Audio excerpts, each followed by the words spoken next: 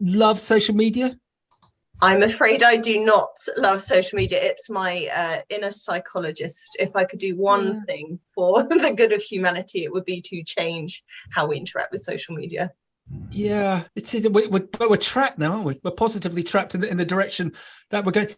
Hello, everyone. My name is Max McGillivray. We're with the fantastic Dr. Stephanie Fitzgerald and the fantastic Mark from AHDB. We're just waiting for all the social media feeds to go live on this Beanstalk Global AHDB Talking Leaders series, and we're just having a catch up. Mark, do you love it or hate it? Social media? I wouldn't say either. It's something we have to live with. It has its fantastic uses, but it is a bit of a nemesis, if I'm brutally honest. And talking of nemesis, can I have a moan at the both of you? Go on then. So I've got a puppy. So I've got my third Labrador on the go, and so far he has eaten the printer cable into ether cables. He's eaten the lighting block for my studio. Love him to bits. But I'm just wandering around with a dog whistle the whole time, and on speed dial to Amazon to replace all my bits and bobs. Mark, you've got dogs. Have you had similar? You're smiling. Have you had similar disasters? Yes, no, definitely. We got through 2 MacBook Pro chargers, which are about 100 quid a piece, with young Mabel, who's sat at my feet now. Bless her. Totally innocent. Stephanie? I have to say mine are not Labradors, so I think that helps. So my dogs are not really chompers, although they are a fan of a scratch. So I've got some fairly interesting patterns on my carpet in the living room where they've gotten cross about something and scratched away. So yeah. Yeah, as you say to a future estate agent, character. Right, like everyone, we're live, woohoo! Beanstalk Global AHDB Talking Leaders series with Dr. Stephanie Fitzgerald. If it's okay, I'm just going to give a bit of a background, Stephanie, to you, especially for those people listening on the broadcast. But we're live currently on LinkedIn, YouTube, Twitter, and Facebook. And today, what are we going to be talking about today, Stephanie and Mark? Health and Wellbeing Consultant at SoYo Limited. Workplace wellbeing, the fuel for your engine. We know how important it is to be inspired by both big businesses and individuals, which is why we're excited to present Talking Leaders, a monthly initiative from the AHDB, which sees a series of inspirational speakers, including you, Stephanie, share their life experiences and deliver impactful stories to the AgriLeader community. In our October broadcast, we're delighted to be joined by Stephanie. She is a Chartered Clinical Psychologist, Neuropsychologist, keynote speaker, and published author. She has worked in mental health for 2 decades and began working as a health and wellbeing consultant in 2013. She has supported many companies across varying industries, including rail, atomic weapons, civil engineering, Premier League football, and the NHS. Most recently, Stephanie developed the global mental health strategy for Rolls-Royce, a global organization with, I'm going to get those numbers right, 45,000 employees. She's also supported Rolls-Royce employees through the devastating impact of COVID-19 and the largest restructure in their company's history. She specializes in delivering practical, evidence-based interventions focusing on sustainable improvement. She's passionate about ensuring people are happy, healthy, safe, and engaged in the workplace, and believes everyone can and should enjoy work. Mark, I think it's brilliant that you and the team have got Stephanie on, especially after we had everything last week in respect of the mental Health Awareness Week. But as we've debated, Stephanie, at length on these broadcasts, but also within the AHDB with some of the likes of the AgriLeader Forum conferences, mental health is such a big issue within our sector. Mark, help me. Why do you think it's important that we get people like Stephanie on, please? It's massively important. And if you look at some of the evidence and the research that we sit behind in the AgriLeader team, the Bridging the Gap report, one of the key pillars of that is leading self. And if you're not in your own best place and looking after yourself, then you can't lead your people and lead your business. So yeah, following on the week from Mental Health Awareness Week is why we've got Stephanie on board. Thank you. And Stephanie, we've often said it, Mark and I and Isaac, that the best thing about running a business is employing people. The worst thing about running a business is employing people, because people are so interesting and strange and interesting. So for yourself, you must have seen everything. You must have seen everything within the businesses that you've been associated with, and presumably this has helped you create where you were saying in the green room how you're now on your 4th book. So Stephanie, how did you start off in this career, please? Yeah, it's an interesting one. It definitely wasn't the straightforward sort of clinical psychologist path that I anticipated. So really simply, I used to work in the NHS, and that's where I did my rotations and my training, and that's where I did my doctorate. And it was seeing the impact of poor workplace wellbeing in the NHS. So back in the day, instantly aging myself, when David Cameron was in government, he led something called the Big Conversation. And that was asking, do you remember? Yes. Yeah. So asking frontline staff in across all kinds of sectors, what can we do to save money? And so people came up with some fantastic innovative ideas around things like having lights that automatically shut off if no one's in a ward, that kind of thing. And I said, I think we should take better care of our doctors and nurses.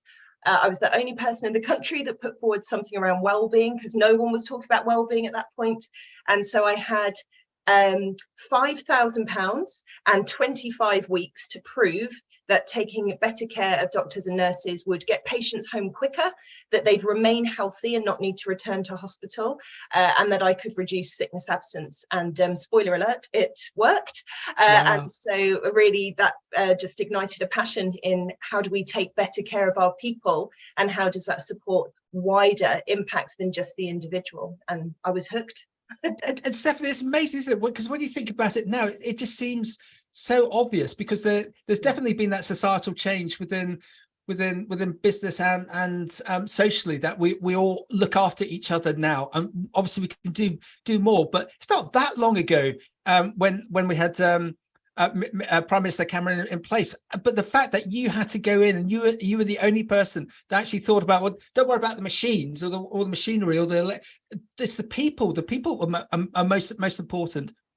Yeah, definitely. It's a big shift. And I think certainly, I mean, you'll see it in farming and agriculture, you'll see it across so many different industries. There was a real tough it out mentality. Yeah. So people, when you started talking about well-being, certainly when I started to talk about well-being over 10 years ago, people would say to me, oh, you know, you're not at work to have fun. You know, it's not about well-being, it's about getting the job done. And people were really short-sighted at seeing the two are, you know, inextricably linked. You can't have poor well-being and do good work. So, yeah. Yep. Well done, Mark. Again, another reason why we wanted to get Stephanie on, because there is this perception that within agriculture we're in our silo, and we're very fixated as to what we do and how we change, if we change at all. Mark, do you think that we do need to change, but that we do need to, we'll get into nuts and bolts with Stephanie a little bit later, but we do need to adopt what we're going to learn from Stephanie to better our mental awareness, both individually and as businesses? Yeah, no, I think that 1% change in direction and that shift is something that we need, and it's not just for mental health, it's for all sorts of things. But yeah, the reason those parallels with the pieces of work that Stephanie did in other sectors just resonated massively with us in the AgriLeader team in terms of what we're seeing, witnessing, and hearing about in our great industry.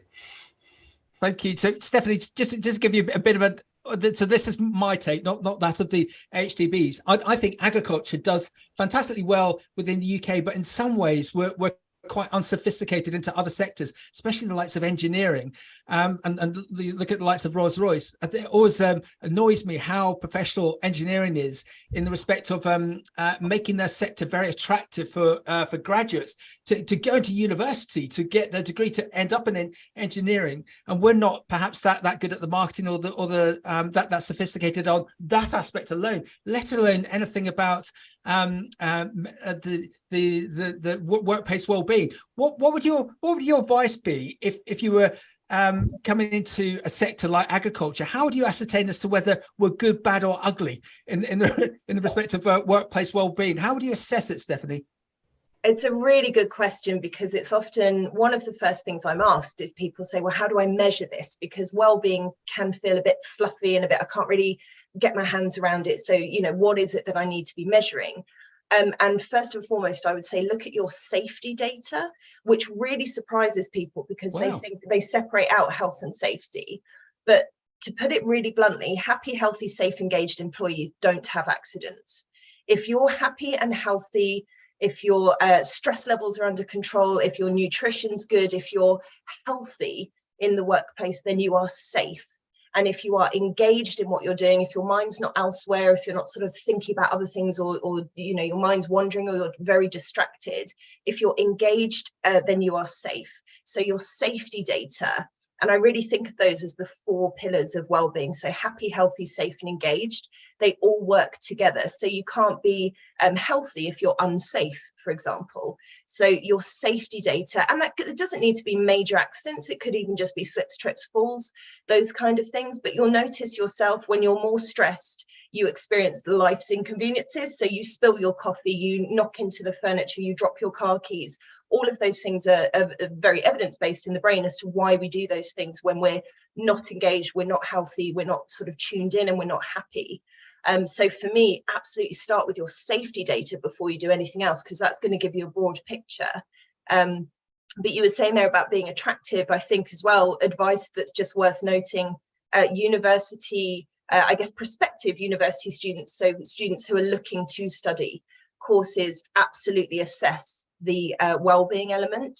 It's now considered the #1 consideration. So even when people are viewing, you know, top tier universities, Oxford, Cambridge, they are assessing what's the well-being component on those courses, and sometimes choosing other less prestigious universities because the well-being component is better.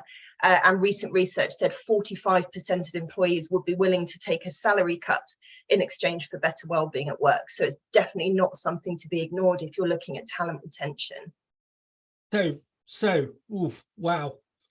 Sorry, Max, I'm just throwing loads at you. No, it's fantastic. I just tried to segue this in with there's some appalling statistics that came out about farm safety last week, and we with Mark and Isaac and the rest of the AHDB team on this platform have looked to assist, and there's this constant message going out about safety. And help me on this, Mark. I suppose the differences within our sector, because people are using machinery and working long hours and weather conditions and cows. But I completely get your best about being happy, healthy, because I know that when I'm stressed out, I'm knocking cups of coffee over or falling over dogs and things.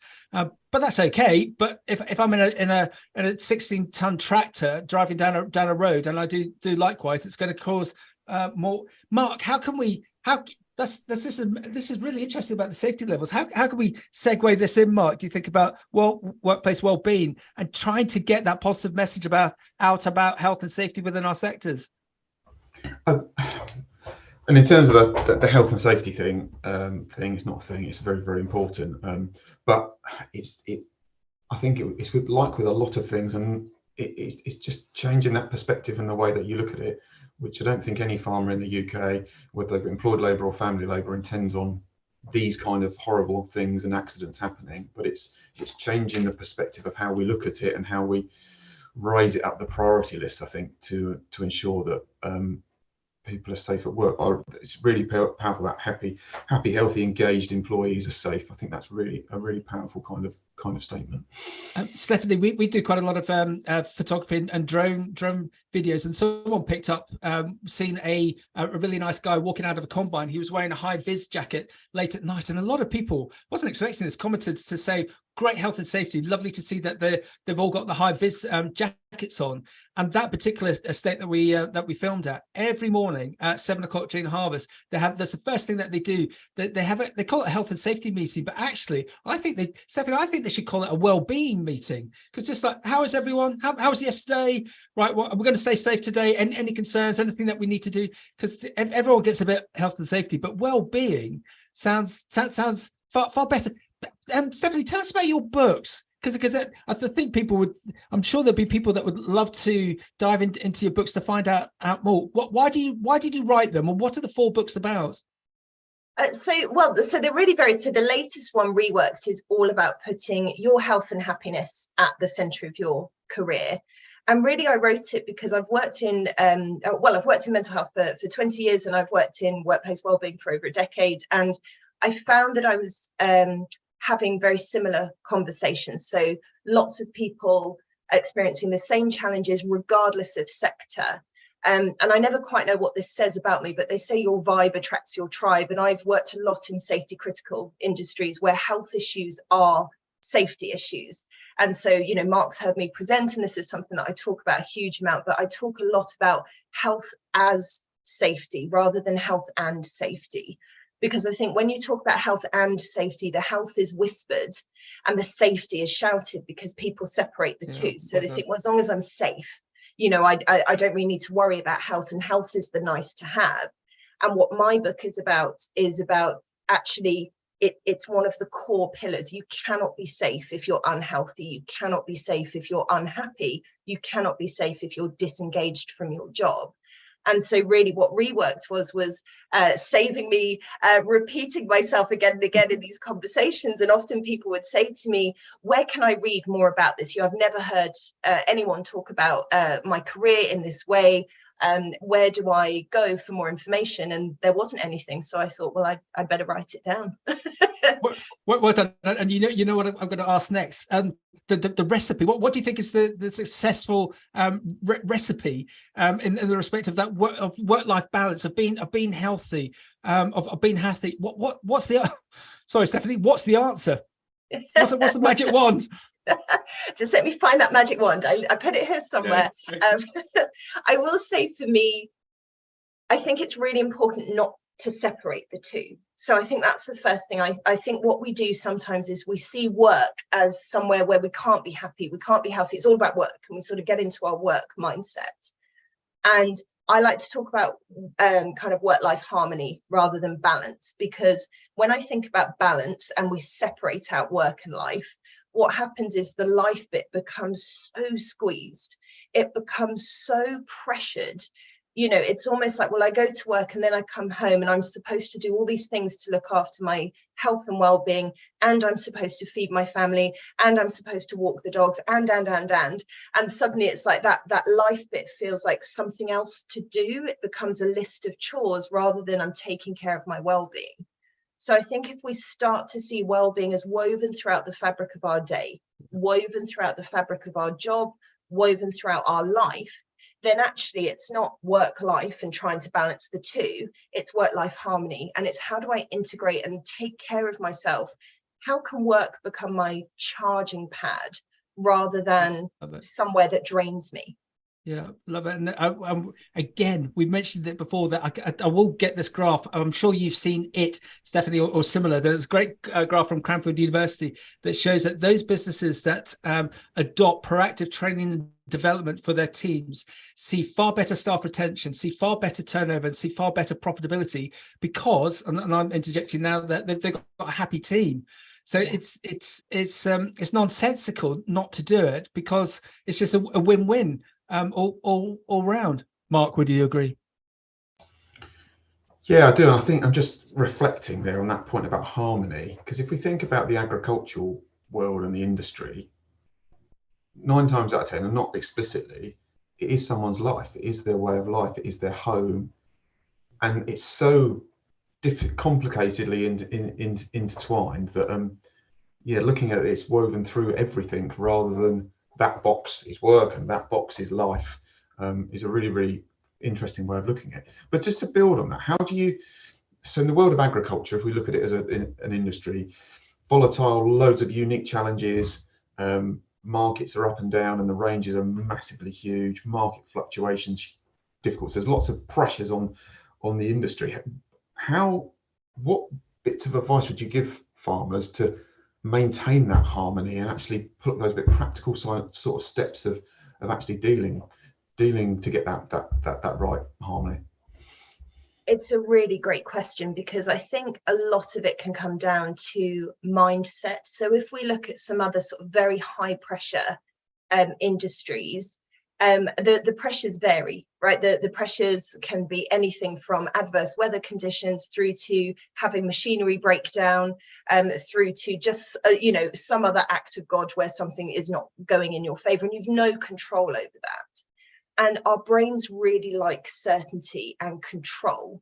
And so often our brains are happier with a terrible solution rather than not having any solution at all. So sometimes they present us with an idea and we think, oh, that'll do. And we've probably all made a rash decision to try and make something better, only to really regret it, you know. So I think in terms of managing your well-being and keeping that harmony in tough times, it's really important to try and keep a flexible mindset. And you've probably heard the saying about bamboo, and how the reason why bamboo is so strong and it's strong enough to build houses is because it bends, it doesn't break. So in very strong weather conditions, it bends and it sways rather than breaks.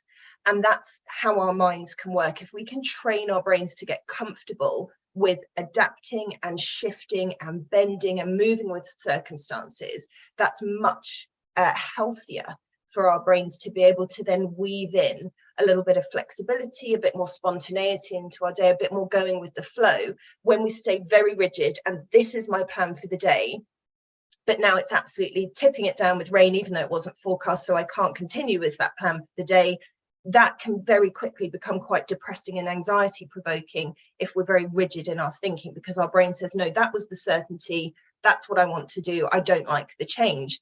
Whereas if you have a bit more spontaneity in your mind, if you have a bit more flexibility of, if everything goes to plan, I'll do this, if not, then I'll do that, then that's just allowing your brain to go, okay, so I've still got a bit of a plan, but it's allowing you, and you have to build that flexibility, that skill to flex. But once you have that, it's a skill that will carry you through every situation in life and keep your brain nice and calm and sort of a bit more fluid, and you can go with situations a lot more easily without creating your own friction. But also it just really sustains you at work when challenges are really tough. And I think I really noticed that working in the NHS, because there were pressures and just things that you can, pandemics, things you could never predict that would suddenly cause a huge change, not just in your day, but in your week, in your month, maybe even in your career. And you just had to roll with them. And so we can, our brains are like naughty puppies, you can train them, but it just takes time and it takes consistency. So I think really training yourself to have a bit more flexibility allows your brain to creatively problem solve in a way that's super useful. That's really, really interesting. And I'm going to, Max, thinking about a farmer, if we think about the farming element, we're probably really, really good at that kind of flexible mindset. Yeah, can those principles to actually us and leading ourselves. Can I interject with my Henry from Kent on WhatsApp, Stephanie? He says, tell Stephanie your beep story to me. So that in Suffolk, there's a very large food wholesaler, and this would be about 15 years ago. Stephanie, when you're near a big lorry and it's reversing and it's going beep, beep, beep, beep, because it doesn't want to do anything awful. So this firm with about 40 of these lorries and 40 drivers, and some were new and some have been within that business for 20, 30 years. All the old guard didn't want to drive these new lorries because of this beep, beep, beep. I'm a professional lorry driver. I don't need a beep, beep, beep. And so the managers were like, well, we need this legislation. It's just the law. How are we going to stop all of this? And one of the younger managers came up with this idea, and he created a video where they managed to get the beep, beep, beeps interjected with some pop song of the day, and got these old boys dancing around their lorries. And now it's folklore within our area that they managed to persuade these guys. But so it's a lovely example. But you must have seen this, especially within the likes of Rolls-Royce, that you've got they've got managers who are going to be so enthusiastic about doing this, but then there's going to be other people who just see it as but perhaps don't enjoy being there, but just see it as a job to put money on the table, but they just don't want to get. How do you persuade those people, Stephanie, that we can help you, but you need to help us? People again, what's the mercurial magic dust on that one, please? I think it's really important to bring people along with changes. I think for me, I think probably for all of us. So let's say, Max, you and I are having a coffee, having a lovely time, and we decide, do you know what, we've had a really lovely catch up, let's do this again soon, and we leave. That's a very different experience to we're having a lovely coffee and we were about to wrap it up, but the waiter comes over and says, you need to go, I need this table. Yeah, in one of those, we made the decision. So the outcome's the same, right? The outcome is we've gone. But in one, we feel we had the choice and we acted, we took responsibility and we made decisions. The other is someone's just telling us. And actually, bigger picture, it doesn't matter, we were going to go anyway, but it's very different to have change done to us. It's very different to have someone tell us what to do, rather than us feel as though we've got a bit more control, a bit more of a grown-up interaction, rather than just being told. And I think the same applies with change. I think you need to bring people along with you when you're talking about change. It's not helpful to just say to someone, by the way, on Tuesday, we're now driving lorries that beep. So you've been a lorry driver for 40 years, you're hugely experienced, but now, now we're changing the system. Yeah. It's bringing people along with the change. And I think sometimes that's education, sometimes it's letting people know about new legislation or regulations, whatever it may be. Sometimes it's literally just saying to them, what's your view on this? What would bother you about this? How do you feel you can adapt to that? What can we do to support the integration? And just because some changes, particularly legislation, they're going to happen. You can't just say, oh, well, no one wants to do it, so we won't do it. But you can still bring people with you. And I think that's really key. And also, you look at your David Cameron scenario. If there's a manager of a large team, and he said to them all, right, we've got these changes coming up. What's everyone think? What's the suggestions? How can we make this better? There might actually be a Stephanie within that team who comes up with something that no one's ever contemplated with. And I just give you one I heard recently, which I thought was outstanding. That there's freezer stores. Bear with me on this one. Freezer stores are all at -18 degrees, and occasionally there's free electricity off the grid. And this big freezer business was working out, well, how can they capitalize on that? And one of the apprentices said, jack up the freezer temperature to -25, and it will be a cold bank. And you won't then have to use electricity for a couple of days because everything will be frozen at -25. And they checked it out, and it all worked. And so that one conversation, a la your type of scenario, Stephanie, has created a saving of something like £250,000 by just turning a dial. And that only happened because they had that conversation. And little John over there said, why don't we do this? Yes, yeah. And there's psychological safety in that team to be able, for an apprentice to feel able to speak up. You need psychological safety. And I think it's something that I talk about in the book. And it's something that I think is so key in well-being. Psychological safety can sound like one of those words of like, what's that? But put simply, it's that I can share my ideas, I can question things, and I can challenge you without fear of being ridiculed or bullied, basically. And I do think there can be, in every industry, you have individuals who are like, that's the way we've always done it. That's the way we're doing it. End of. Yeah. No psychological safety. You can't challenge me. You can't question me. But look, what a beautiful example of how you can save so much money from a way of making a tiny change, and someone felt safe enough to say, do you know what, why don't we try this? Yeah. Stephanie, Mark, have you ever heard the giraffe in the lorry story? True story. So this is years ago. There was a giraffe being moved on a low loader from one zoo to another. And they were stuck under a low bridge because they couldn't get the giraffe under the low bridge. And they had all of these zoo people and all of the haulage guys saying, how are we going to do this? A 12-year-old boy came along on his bike and said, let the tires down a bit, then you'll be able to go under, then you can pump it back up again. And they all went, oh yeah. And that's what they did. So it's just that sort of creative thinking in the businesses that you get involved with. I sometimes feel guilty, Stephanie, that I give agriculture a hard time. We're not sophisticated. Do you find that businesses, without naming them, do you find that they also have issues like we have in our sectors, or are they perfect? Are they perfect businesses to work with, or do they need you all the time? I am yet to meet a perfect business. I can safely say that. I think at the end of the day, people are people. So whatever industry you work in, if you work with people, you're going to come across the same situations, different context, of course, depending on the business. But one of the things that's really interesting, and I think this happens across health, I think this happens across every industry, is people always think their problems are unique.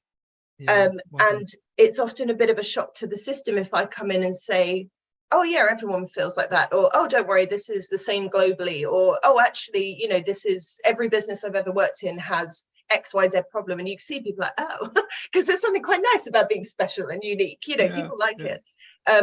But I will say, I think if you work with people, you mentioned at the beginning, Max, people are people, right? So wherever you work, whatever job you choose, whatever career you go into, it makes sense that we're going to experience some of the same challenges.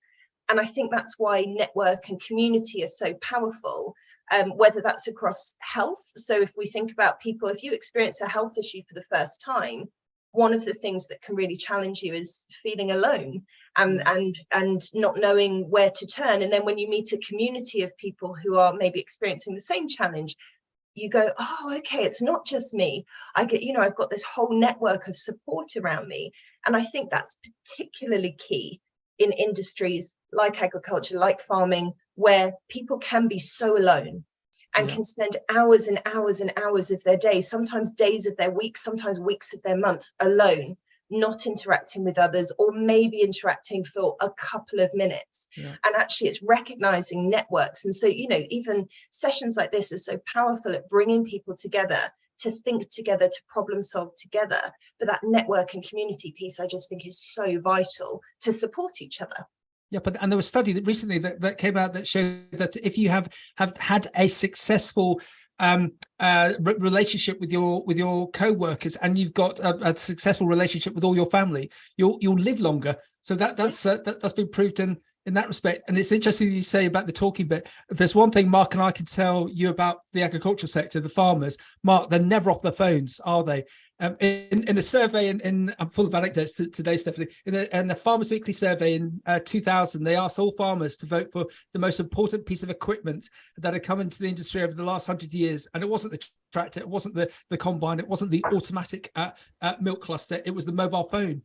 So one thing that farmers do, they do talk all the time. But Mark, I suppose they just need to adopt, without trying to be dictatorial, need to, in that conversation, they've got to ask that question about how are you, and it's got to be genuine, rather than have you seen Fred's got a new Massey Ferguson, Mark?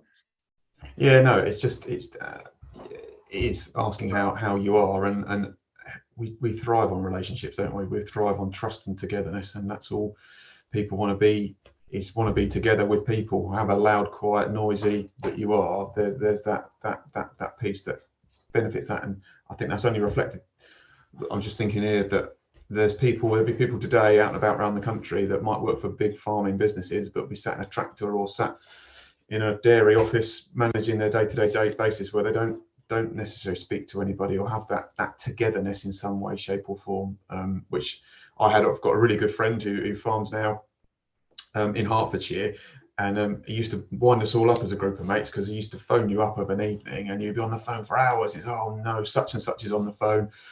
But it's because he'd been sat in his tractor all day and he hadn't spoken to anyone, and all he wanted to do is chew the fat a bit and just get a bit of a sounding board from you, which potentially other people might take as for granted on a day-to-day basis. What he needs to do, Mark, is read Stephanie's book. And talking of Stephanie's book, have you got any case studies? I hate that.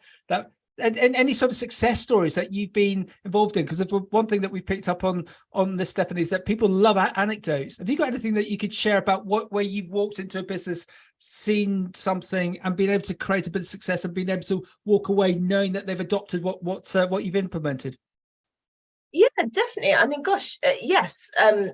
Thankfully, lots of success stories. So it's a nice one. I get that. So something that I think is really helpful to understand, and I'll give a case study to sort of illustrate this point, but is recognizing that health and well-being is not an optional extra. It's how you get things done. But often, in the same way with any safety issue, if something goes wrong, often the answer lies in your health and well-being, rather than because something's wrong or inherently wrong with how you're doing your work. So I'll give you an example. So working with engineers, a huge part of my career has been spent working with engineers, very experienced, very qualified engineers. And there was a chap who dropped, now I'm not an engineer, so I won't try and remember all the complicated names of this, but essentially dropped a tool into a machine that he'd worked on for many, many years, was very familiar with. And the protocol when you drop a tool is that you shut the machine down, you allow it all to cool, you make sure there are no moving parts, then you get the correct tool to retrieve whatever it is you've dropped, then you check everything again and you restart it. So fairly straightforward. He's been doing this for decades. And on this particular occasion, this engineer dropped a tool and put his arm into the machine to retrieve it.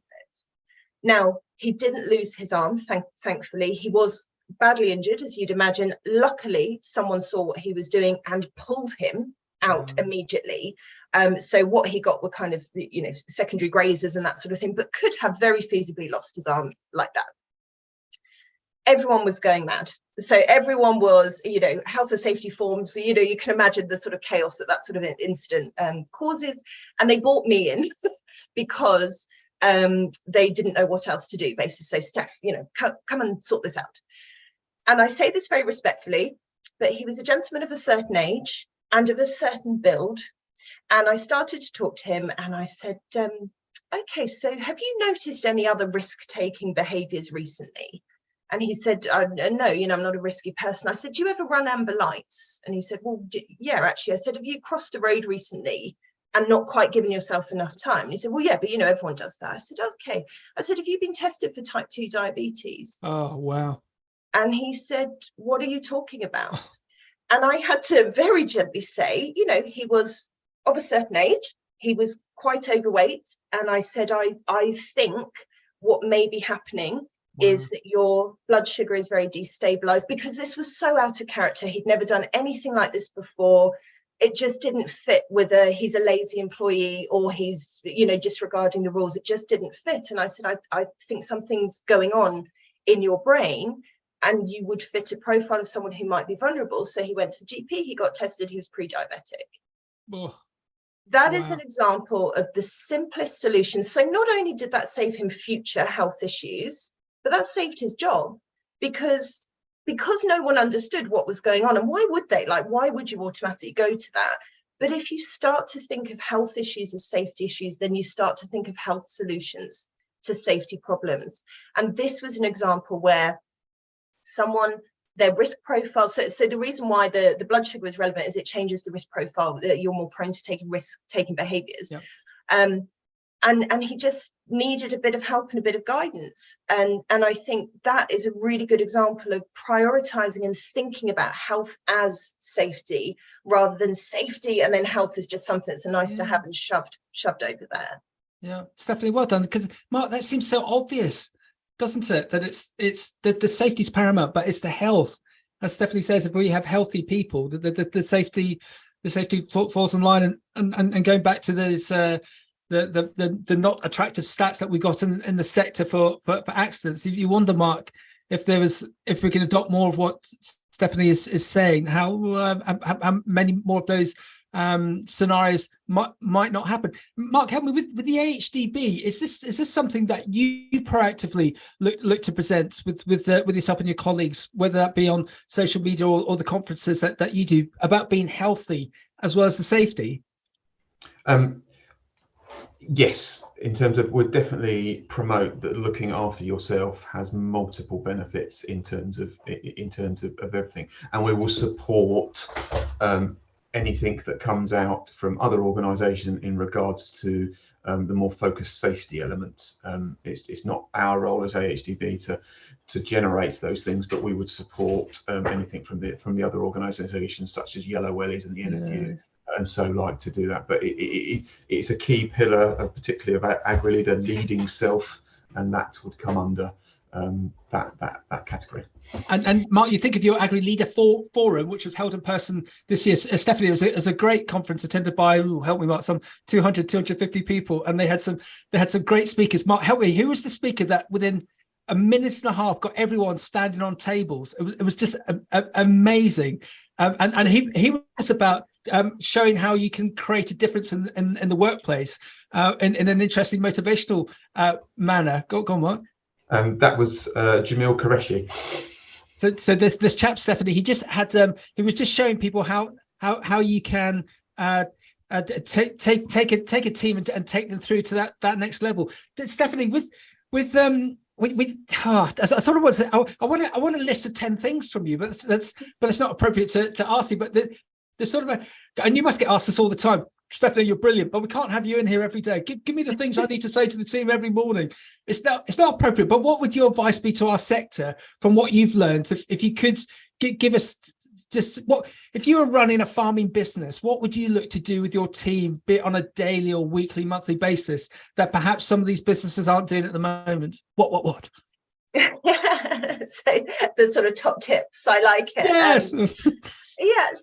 Well, I think definitely that the start by stopping. So start by stopping is my mantra for everything, for life, if you like. So often when we're very busy and we're under high pressure and we are just keep going, eyes down, head down, just keep going. We completely disregard, we don't notice, we don't tune into the warning signs. And our brains and our bodies are so clever, and they are designed. So our brain's sole job is to keep us alive, right? It's not actually there to make us feel good or to look after us in that sense of well-being. Its sole purpose is to keep us alive. And so when something is happening that our brain isn't happy with, it gives you lots of signals, either through what you're thinking or feeling or what's going on in your body or your immune system. We get all these warnings and we ignore them. And we've lost the art of checking in with ourselves. So it may be like the team you mentioned earlier, Max, you work with great leaders who have health and wellbeing check-ins every morning. How's everyone doing? How's everyone feeling? Has everyone got their PPE, etc.? But if you work on your own, you may the alarm goes off, you hit it, you make a coffee, you go. And so I would start by stopping and just check in with what you need.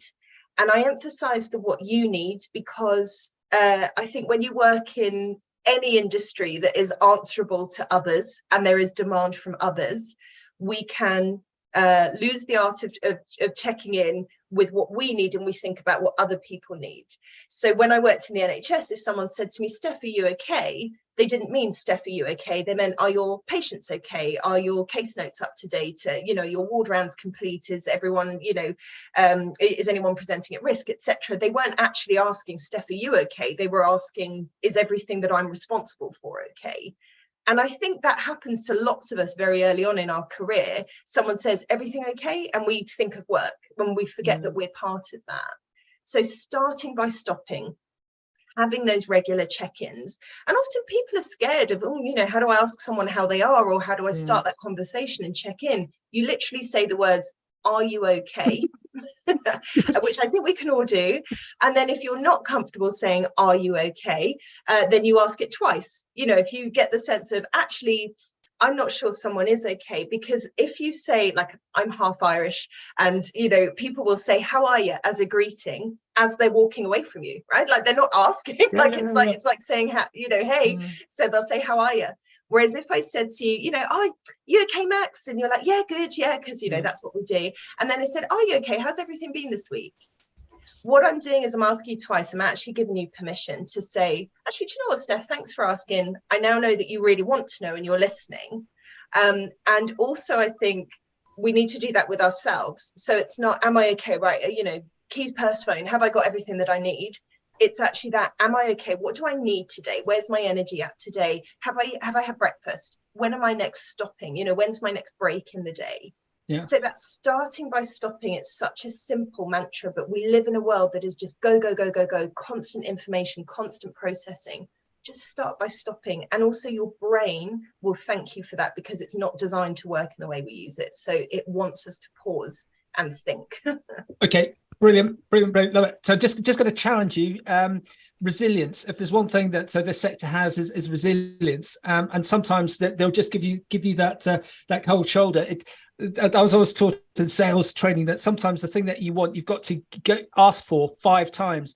So if there's a manager with a particular colleague who that there might be something something wrong, and if they're saying, "Are you okay?" and they just get the monosyllabic yes, what's your advice as to how you break them down 5 times? Using my example, but what would your advice be as to how? Because you're not going to be able to help them at that first time sometimes because of this resilience that they've all got. How do you keep going so it's not embarrassing to them? They don't feel it. What would your advice be in that sort of situation? Because there's a lot of people like that within our sectors, I believe.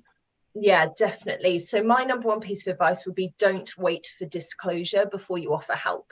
So, and that actually is really good advice globally, because in some countries there are medical legal restrictions around asking people for health data, and, you know, things that could make you a kind, caring manager in the UK could land you in trouble, you know, in other countries. So I'm a really big fan of not waiting for disclosure. If you think someone's not okay for whatever reason, then don't be shy about offering resource or signposting, or even just gently role modeling.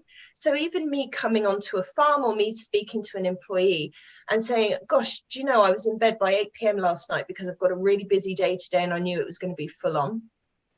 And I had to take care of my well-being. I'm just giving permission for someone to say, A, my week's been really full on. B, I'm really tired as well. But also I'm just role modeling, actually maybe getting an early night rather than staying up, or, you know, trying to push through with paperwork or whatever it may be. It's really simple role modeling.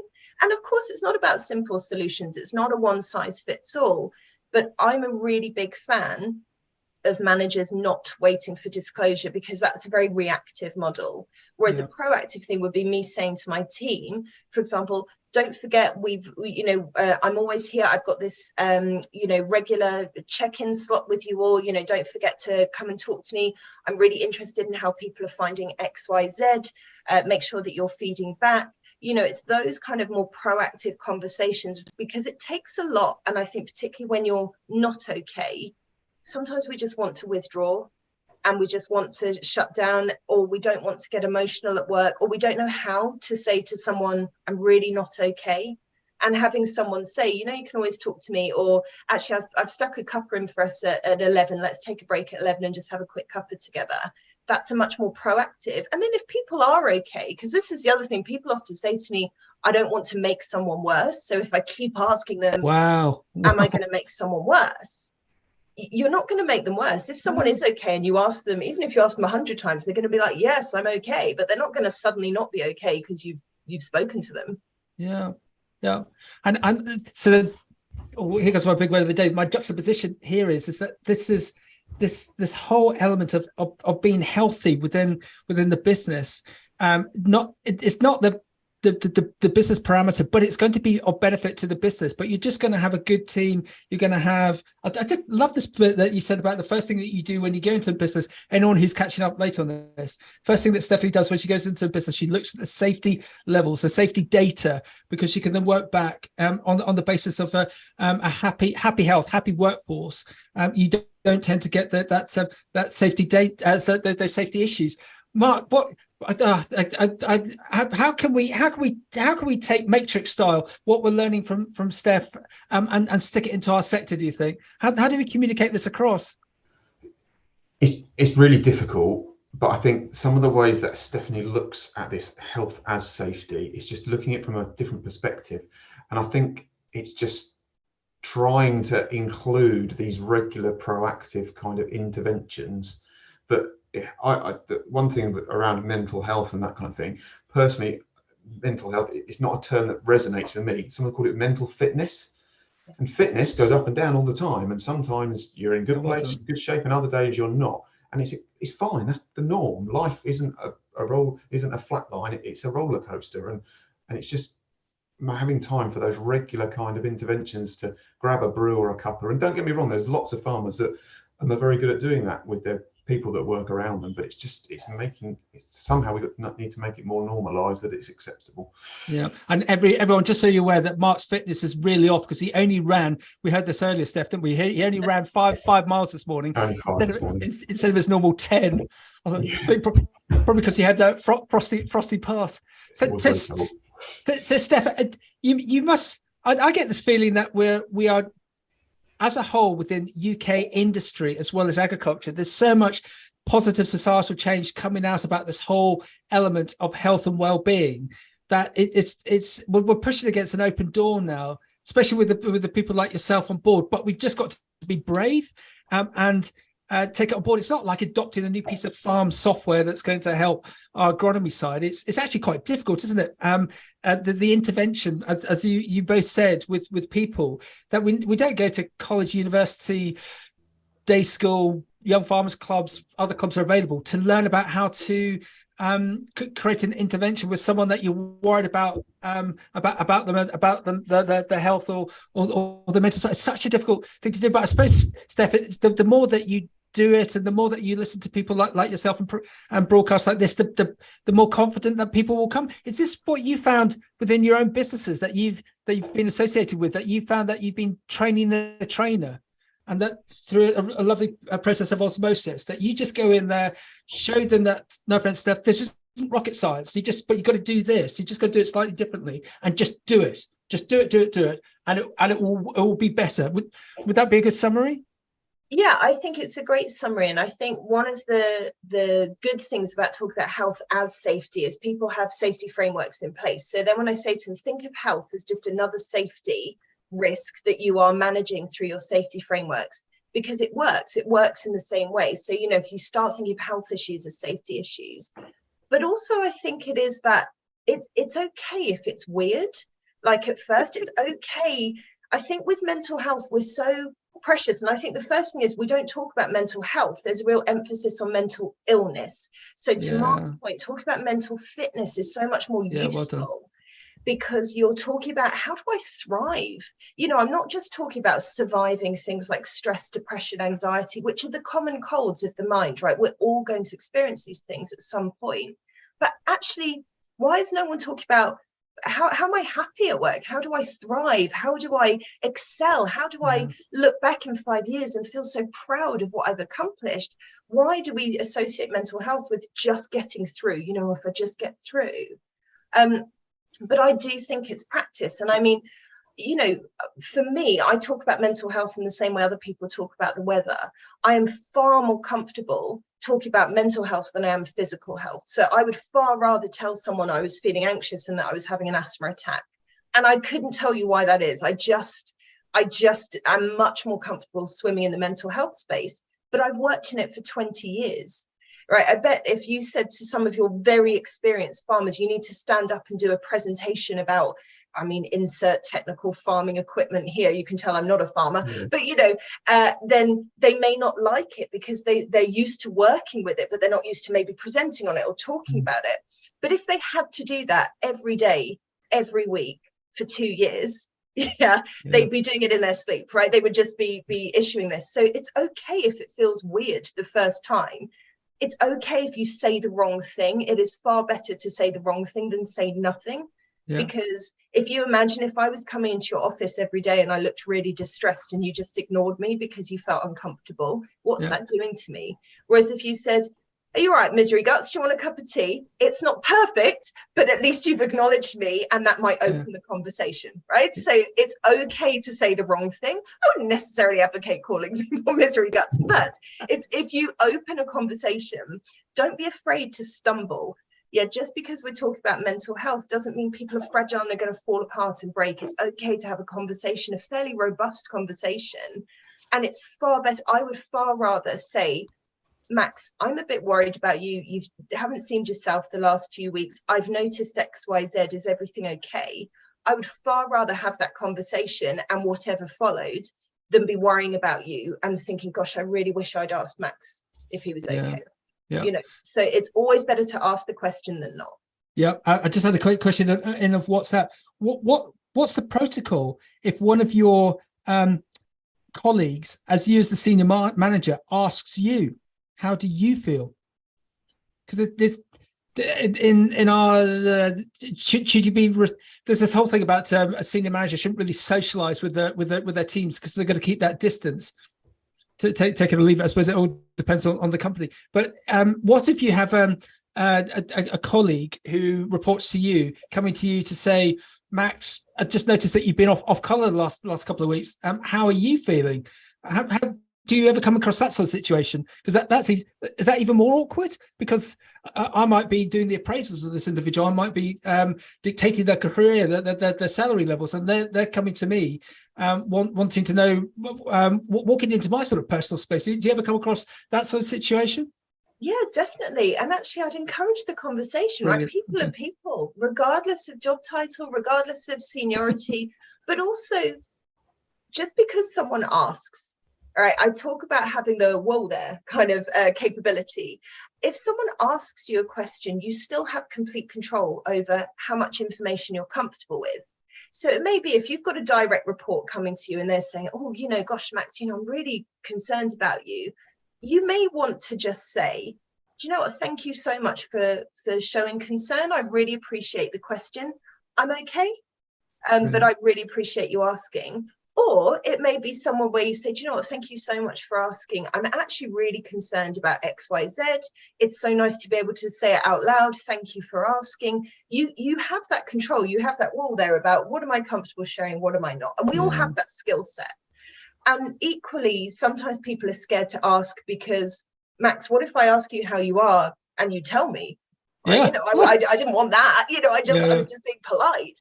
And again, we have that role there. So if someone starts telling you something and you think, I'm not sure I'm the right person, you can still listen and say, do you know, this sounds really important. I wish I had the skill set to help you, but I'm not sure I'm the right person. But it sounds like it would be great for you to go and speak to your GP, or have you thought about, speaking to any of the many helplines that are available to support people, particularly with their mental health. I think that's really key. Yeah. Guys, we're rapidly running out of time. Mark, over to you. I really enjoyed this. I've wrote so many notes.